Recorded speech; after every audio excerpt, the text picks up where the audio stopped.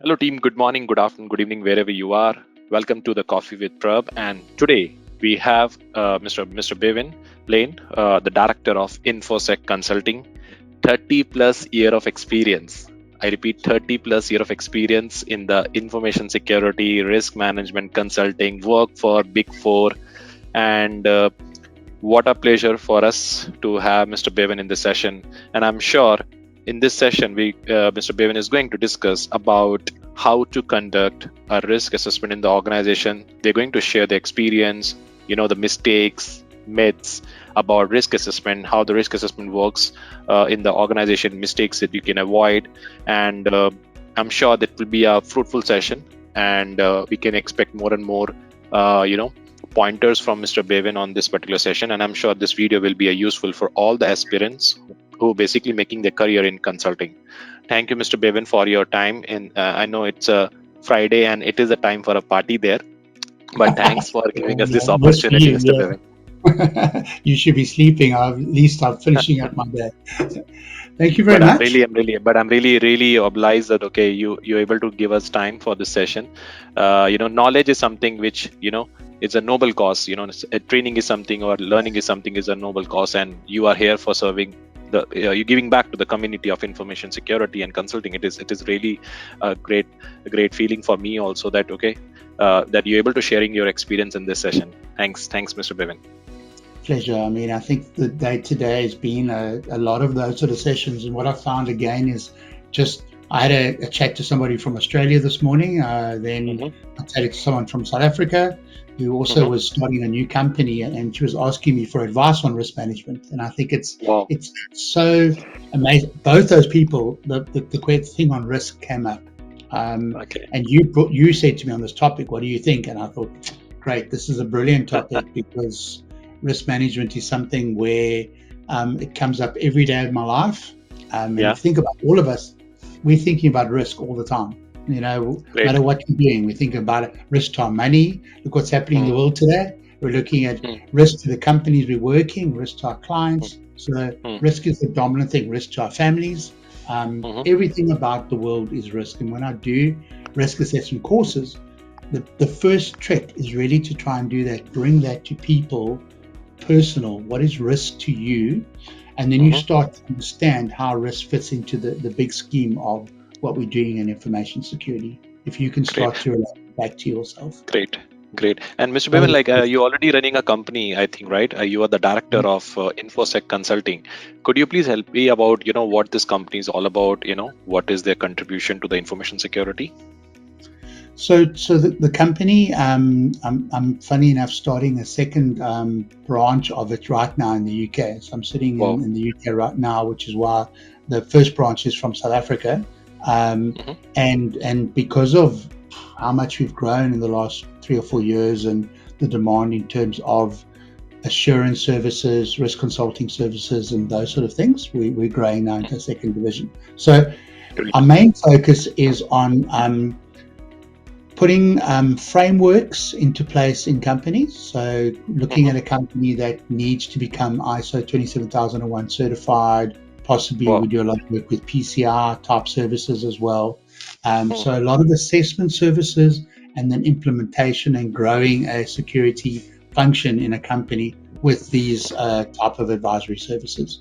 We do wow. audits, we do assessments, we do training, Hmm. we do consulting on specific issues. So Hmm. even including things like the ISF framework as well. But the specific issues we'll do is when someone will say to us, we've got a problem with our security architecture. Can you come in and give us pointers on how to bring it to to the new where the new risks are coming, the new threats are Wow. coming. Wow. So a lot of different type of stuff, which is great. That's really great. That's really a great information. Thanks, Mr. Bevan. Bevan, like there's always a query. Most of the participants, I always receive this DM, and I'm sure you also receive a lot of requests on LinkedIn or on your personal account that how we conduct a risk assessment in the organization, because different framework talk about different way to conduct a risk. So from a practicality point of view, if we are a consultant and we would like to drive risk assessment in the organization, what is the first step, what is the last step? Could you please help us with those things? Okay, great. So, yeah, as you said, there are a lot of approaches out there, and obviously not one approach is right or maybe necessarily better than another approach. It what fits for a company, and some of the big globals you can imagine have got these hectic tools with all these extra things in them that you implement that are massive and link into business processes and link into what the company is trying to do, and then have all the different areas covered. So when you're looking at a smaller company and you don't necessarily have access to tools, a lot of times we still do it the old-fashioned way with spreadsheets. And there is a very good solution for doing a technical type of risk assessment where you can go back and use the NIST approaches, and the NIST approaches have got one where they link it back to technical threats, and very good at that sort of side of it. And so the approach we use is we understand what the client wants first. What is the scope of a risk assessment? And that's your first question. What are we trying to do with the scope of a risk assessment? If it is going to be a technical one about what the threats are in terms of our web app, what are we looking, how are we trying to protect our web application? Then we'll go and use a lot of those things that you can get from the NIST methodologies. And they're talking about threat trees, and it's talking about protecting your overall web application or your technical infrastructure, your network, your firewalls. Those are the approaches we tend to do when we do those ones. So when you conduct a risk assessment, Mr. Bevan, like, when you start your first step, as you said, scoping is very important. So what is the ideal person we need to approach in the organization, which can provide us information about the organization? So when you, the first question is really what the objective is about the risk assessment, and that will then be, when you get that answer about what the objective of the risk assessment, that person that you're speaking to, ideally is a person who's going to give you those answers. If you don't have, the person says, we need a risk assessment, we don't know where to start, then it's still driven by the scope. So if the scope is a technical one, you're going to go speak to the IT, the developers, the management of that system. If it is not, if it is more of a governance, overall ISO 27001 type of risk assessment, you're probably going to have to go to sometimes even the CEO of a company and ask him about what you can get in terms of the information that you need for your ISO, your ISMS type of risk assessment. So there's a couple of different trees and ways of doing this depending on what the scope is. But sometimes we do talk directly to the CEO and that sort of level. Other times we're talking much lower to the IT management level. So, Mr. Bevan, like, while gathering this information in the risk assessment, the first step is risk identification. We're talking about inventory of assets and vulnerability threats. So, have you ever faced any challenge while gathering this information, or any issues which always a consultant face while they collecting these information? Because initial information is very important information to build a solid baseline or solid foundation. So, do you ever face any kind of an issues or challenge while gathering this information from the stakeholders, customers, clients, or whatever? Yes, you of course, I think that would be the answer, wouldn't it? In some cases, what we find is there is nothing that they've done yet. They don't have an understanding of their business processes and their assets. They don't actually they haven't started, they've always thought about risk as being like for the whole company, and then they deal with it as one big thing. They don't understand information assets, they don't understand business processes. So often that is a challenge that you're faced. In some companies, it might be really difficult when you're dealing with a big company that have done this for business continuity, for example, but have not done it across the company and don't have a full set of information assets or the critical information assets. So for a smaller company, they tend to have not done this because they don't really understand risks, they don't understand business processes in a more formal way. But at least with a small company, it's quite easy, because then you can actually start the discussion just with almost an hour discussion. What is your business? What do you do? How do you make money? What are your critical issues that you face? And come up with a list of information assets and business processes very quickly, which is actually good fun, because you find out about a company and what its critical drivers are pretty quickly. Fine. So this is a very good information. The last point, what you said about the business revenue. This is, I think, some consultant use. They always, messed up with this information, because when they go by any book and all that, they say identify assets. It's all about web server, data center, and all that. But the real thing, what we say here, is business process. You need to know the value of the business, how the business generating a revenue.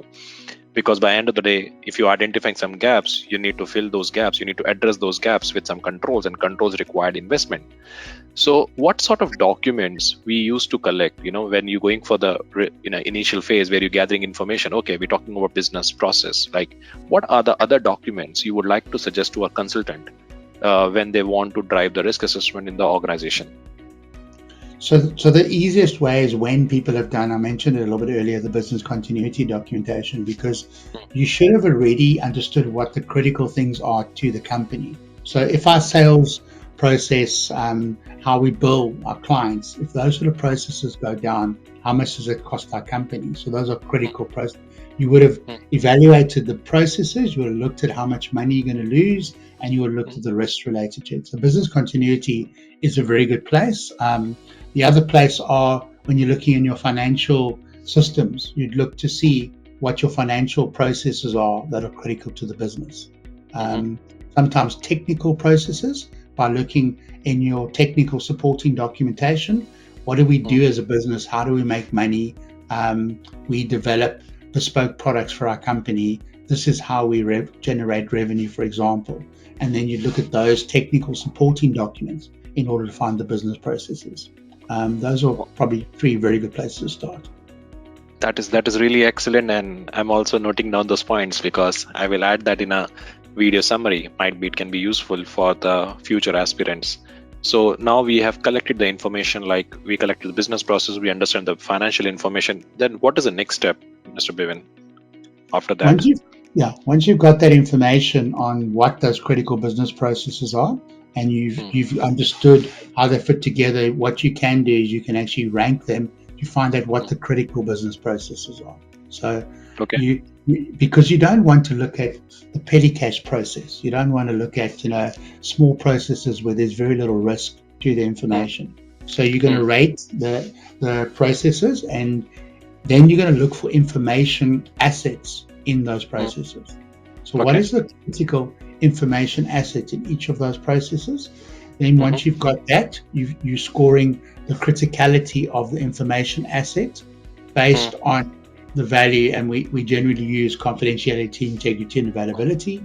So then you score the information asset based on its value in terms of confidentiality, integrity, and availability. So you might find there's client data in your billing process, and that client data is the critical information, because if it's changed, lost, or stolen by somebody, or there's an issue related to it, it's going to have a big risk to your company. So you're starting a process of scoring, categorizing, classifying processes and information assets. So, Mr. Bevan, this is the value you are using, or this is the value is input given by the business owner? Yeah, that's why exactly that. You cannot do this by yourself. You need to have someone that truly understands that information, and they'll be able to even tell you where that information is stored in that process too, which helps you guiding the controls you're going to need to develop later. So is it inside SAP? Is it in a Excel spreadsheet? Is it stored on someone's hard drive? All those questions will come now when you're busy understanding the information asset. Okay. And then what is the next step after that? Like, once we identify, we prioritize the criticality of the assets and all that, then what is the next step? Like, how the consultant proceed after identifying these assets and the criticality of the assets? So once you understand what the assets are, then you do a threat assessment against those assets. So what we do is we look for a list of common information security specific threats, because that's what we're doing here. And then we assess the most relevant threats to that information asset. So what do we need to understand? So you look at the environmental threats, the fires and the floods, but you're obviously looking more at the technical, the hackers, the malware threats, threats related to somebody making a mistake, anything that you need to understand what threats are that are the most relevant to that specific one. And a lot of time, as I mentioned, it's going to be things like hackers breaking in, malware affecting it, but also people sharing information they shouldn't by mistake. So mistakes, people sending out data, as you said, the PR type ones. So you understand the threats and the vulnerabilities related to those threats. You get a score, and then you choose the threats, and then the next step is where you start scoring the threats and start scoring Great. the values in terms of that. And once we're done with the threat assessments and impact assessment, then what is the next step? Like any challenge we are facing in this threat assessment when as a consultant go for the assessment, like any challenge, any difficulties, or any There's issues? probably quite a lot that you got to try and unpack, but one of the first that could happen in the threats assessment is sort of an understanding, is teaching the client what the threats are about, teaching the client how to.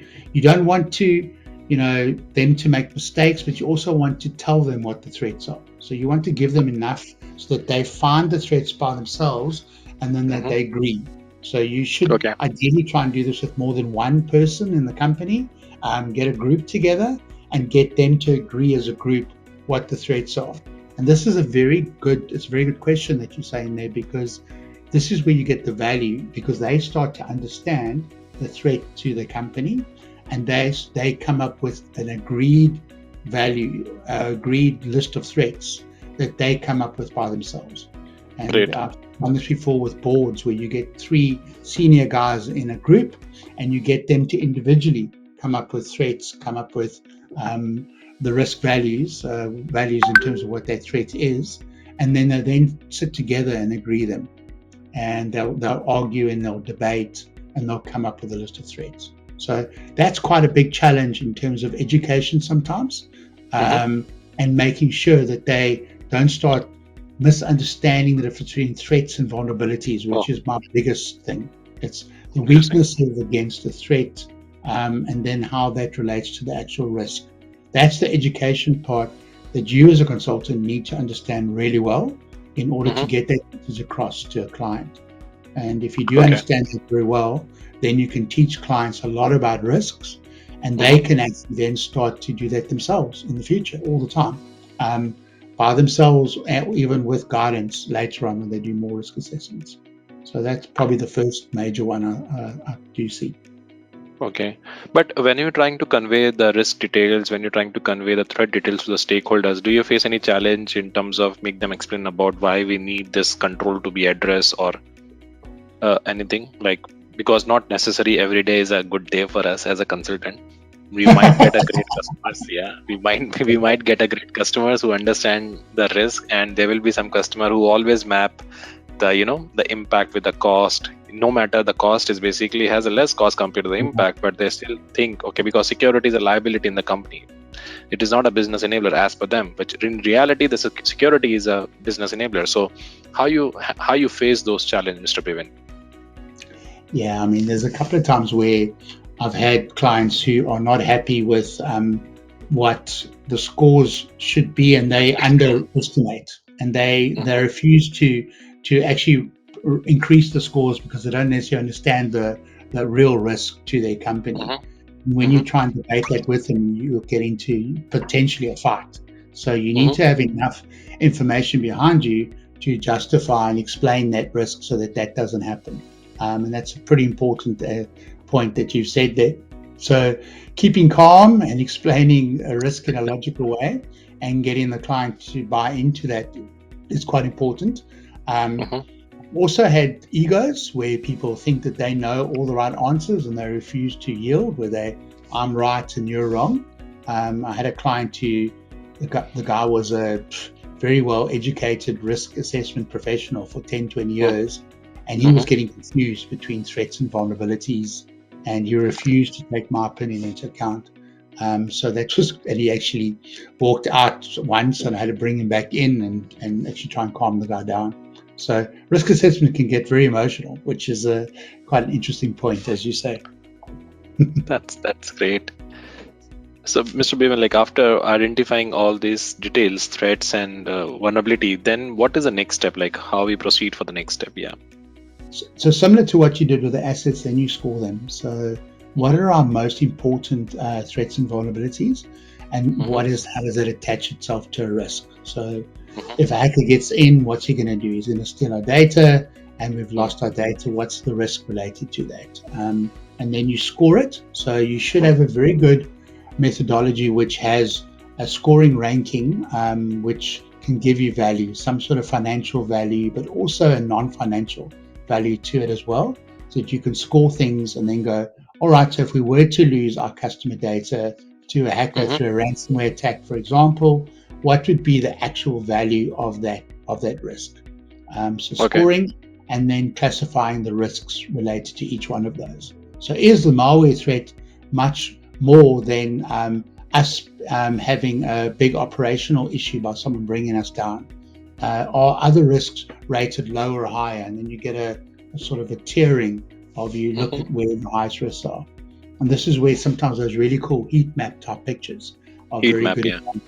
Yeah, if you're using heat map, you can look to see, and you can show management, look here, that's the risk related to, trying to think of another good threat that could be to a fire. Maybe a fire destroyed our entire building. That's the threat related to that, and show them where it is on the heat map. So scoring and then showing it in a report so that people can see it clearly is a really good example, really good way of doing this.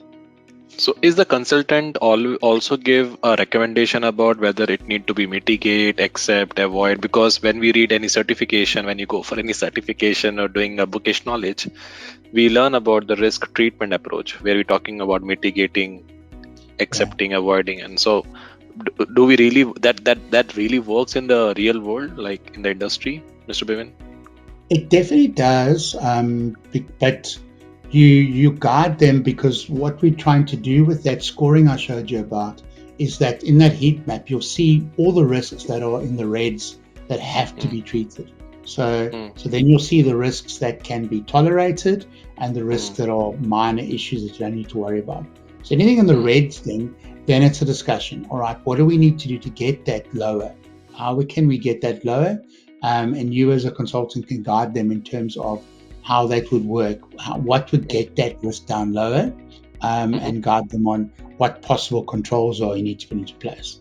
But be careful, don't start talking about, solutions and tools necessarily they must buy. Don't try and sell them things. That's a fine line sometimes where you actually do that. So we need to keep it simple. Try and keep yourself neutral. Try and keep yourself in a place where you're helping them, but you're not saying, I've got the solution that you should buy. Sometimes, but maybe they know that you've got the solution, they're willing to buy, but you need them to come to that conclusion, not you necessarily try and sell them something. So it's a very good place to advise them and to help them, but to do it in the way that what you think is best for the client. Wow, that's great. So, Mr. Bevan, if someone want to be a consultant, like the way, because you are an information security manager and consultant also for one of the big four, and you were in that position when information security was new in this world. I don't want to reveal the experience, age, and all that, but when I reviewed your LinkedIn profile, I can see you are handling an information security position in that year when the information security itself is a new in the world. So if anyone want to become a risk consultant, or if anyone want to become an information security consultant, what is your advice for them? What knowledge, what can be the path that they can basically follow to become a good consultant? What's interesting is when you're pointing out that I'm old, teasing. No. No, Vivian. I'm just sharing I'm just talking about the experience. I'm sorry. I'm just teasing myself. Don't worry. The thing there is that, when I had to study, there was almost no information. There was literally, you had to learn consulting from the base, and you had to teach yourself. There was 2 books. You had to read the CISSP book, and you had to go from there. Now there's almost the opposite problem. There's too much information. So where do you find the right information, and where do you actually get the correct things? A lot of it is very closely connected to each other. So you'll find that things, are written in similar ways. So you need to find something that gets you the right sort of grounding, and learn from there. You can learn a lot from people. You can read, watch a lot of videos. There's a heck of a lot of solutions out there in terms of information. I still believe that the CISSP is really the fundamental grounding for all of us, because you're getting such a nice range of information across all the different areas to help you. And then and the nice thing with the CISSP when it comes out is that it has normally a partner book which talks about the latest technologies, the latest things in terms of where the world is going. So those are very good places to learn about your fundamentals about risk, and then to go and read on specific topics. Go and read about risk. And right now, like I said, you can Google it and look for what those best places are in terms of specific topics that you can find information. ISACA, IC Squared are trusted sources, but there are lots of other ones. I work with the PCB, with the BSI. Try and get a respectable source in terms of it, making sure that you've got the right people. But you can go online, Amazon, and find so many books on risk, and there you look for what people's opinions are in terms of what the best books are. They are expensive. that's true. That's really true. But do you recommend any books to our subscribers? Like, if they want to upgrade in risk consulting, so any books you would like to suggest which can be useful for them? A hard question. I actually haven't read a book on risk for a very long time, and I think maybe that's because I've just built up my own knowledge now. I don't recommend a specific one right now. I think you'd have to go and look. There's a lot of good tools out there that can show you how to do risk assessments. There's a nice free methodology called Octave Allegro, and you can download that and actually understand how information assets work. 27005 is a very good place to read about. It's a risk management standard for ISO, and that's a very good on how to do that. 27005, that's the risk assessment methodology. So definitely look there for information as well. There's lots of brain dumps and things like that people go and read up on information. But try and focus the way you're learning the information. It's probably a very good place to do it. That's great. So Bevan, anything you would like to share on the last pointer of this session with our subscribers, like aspirants who are making their career in consulting or who are already in a consulting? Do you wish to share any last pointers with us? I think information security and cybersecurity, whatever you want to call it these days, because it is really, they're very closely tied together depending on what definition you look at, is an incredibly exciting field. A lot of people these days are trying to get into security because of the world and what's happened in the world, and they're changing. I see people changing direction from tourism into information security. I get approached all the time from people in terms of getting into these fields. Don't do it for money. Don't do it because you're interested in it, you're passionate in it. That's where I come from. I didn't do it because I thought I'd be a billionaire, although financially it's a very attractive thing at the same time, so there's a good balance there. But do remember that it's a stressful field. It's not as easy as some people think it is, and there's a lot of stress on CISOs and ISOs these days because of what's happening to companies. So that's my first advice: is don't think you're getting into something that's simple and easy and not stressful. It's very stressful, guys, in some cases, and if you're in a company and you're working as an ISO and you experience a breach, then you're going to learn. Every day we have a learning. Every day new threats, new risks, new things. So moral of the story is that when it comes to risk consulting or consulting profiles and all that, so can we say like that, you need to be very good with your basics in order to evaluate posture, in order to evaluate the risk, evaluate the context. Basics are very important. Can we say like that, Mr. Bevan? Definitely. Logic and basics, as you said there. Now you need to have a good grounding of understanding something, but you need to think. You need to think through the scenarios and have a logical approach to this. Mhm. It's a very critical. Don't just follow what it says in a book. Understand logically for the client what could be their pain points, what their business is about. And That's we great. have been caught out often where we've rated something as a risk that's very high, and we Mhm. didn't go and speak enough detail to the business, and then it comes up in a report, and then people get very angry. Well, you don't understand our business. How can that be the worst risk? So, very good to do a lot of that. Confirming, discussion, logic, very key issues, but the basics and the grounding, as you said, very important. Excellent. So there is I'm sorry, I'm taking much time, Bevan. I will just take another 5 minutes if you don't mind. No problem. Maybe So, fun. Mr. Yeah, sorry, Mr. Yes. Bevan. Bevan, actually, there is always a query about a concept called risk appetite and risk tolerance. So, if you can share us some example of risk appetite, risk tolerance, how it works, it would be great. Yeah, all right. I mean, I think it ties in quite nice with what I just said about understanding what business you're talking to and what they're doing. When you're dealing with a company, a young company, a company that are trying to get business and are very aggressive on how they do business, maybe they also have a very agile approach and they're doing development and they've got youngsters and they're getting things done quickly, mobile apps, a lot of the cool stuff out there. You need to understand that risk appetite is totally different to when you're dealing with a big bank. And if Oh, you go in wow. there with the same attitude as you do in a big bank to a company like that, you're Mhm. not going to understand and be able to portray the risk well to them. So that's a key message, is exactly that. That's a challenge that we need to understand, is the risk tolerance of a company like that, the risk tolerance of a retailer, the risk tolerance of a fashion company, risk Mhm. tolerance all the way through to a big bank are very, very different. Okay. And what that need should be defined beforehand. So the trick you've Okay. got to do is say, all right, let's understand your risk tolerance. And then when you do the risk assessment, then that's rules are set already. So they're True. willing to take more risks.